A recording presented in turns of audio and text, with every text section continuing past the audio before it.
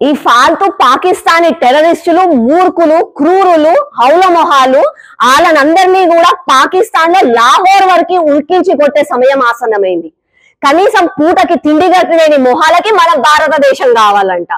కనీసం రొట్టెలకు పిండిని అడుక్క తినే మొహాలు, గోధుమ పిండి అడుక్క తినే మొహాలు మన భారతదేశంలోకి వచ్చి మన మీద అటాక్ చేసిండ్రు.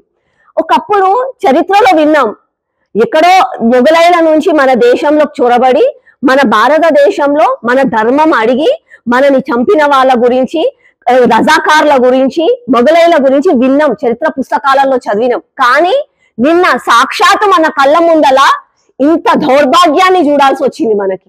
నువ్వు ఎవరు, నీ జాతి ఏంది అని అడగలే, నీ మతం ఏంది, అయ్యో హిందూ అని అడిగి ప్యాంట్లు ఇప్పి ఐడి కార్డులు చూసి ప్రేయర్ చేయమని చెప్పి, ప్రేయర్ చేయడం రాదు కాబట్టి వీడు హిందూ అని చెప్పి వాళ్ళని చంపిండ్రు.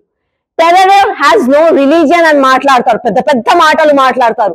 ఏమైంది వాళ్ళందరికీ? ఇంకా వాళ్ళు అది చేయడమే కాక పొయ్యిని మోడీకి చెప్పుకోపోవాలన్నారంట.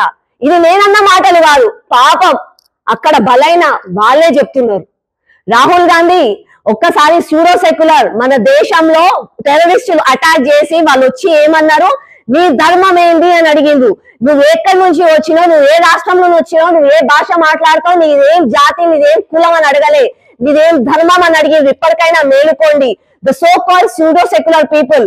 హోలీ రోజు కలర్లు ఆడితే నీళ్లు ఖరాబ్ అయిపోతాయి, కుక్కలకు అంటుతాయి, కుక్కలు భయపడతాయి, బాంబులు వెలిస్తే కుక్కలు భయపడతాయి, వినాయక చవితికి నీళ్లు కాలుష్యం అవుతాయి అని చెప్పి ద సో కాల్డ్ సెక్యులర్స్ మాట్లాడతారు కదా. ఇండియా ఇస్ నాట్ ఇంటాలరెంట్ అని మాట్లాడతారు కదా. ఎక్కడ పోయింది ఈ రోజు మీ నోరును? మూగపోయినది ఎందుకు? బయటికి రండి, వచ్చి ప్రతి ఒక్కరికి చెప్పండి, మాట్లాడండి, యునైటెడ్ గా ఉండమని చెప్పండి.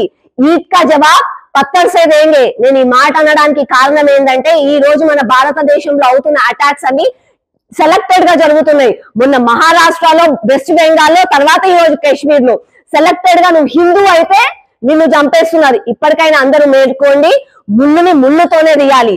Never forget, never forgive. Bharat మాతా కీ జై.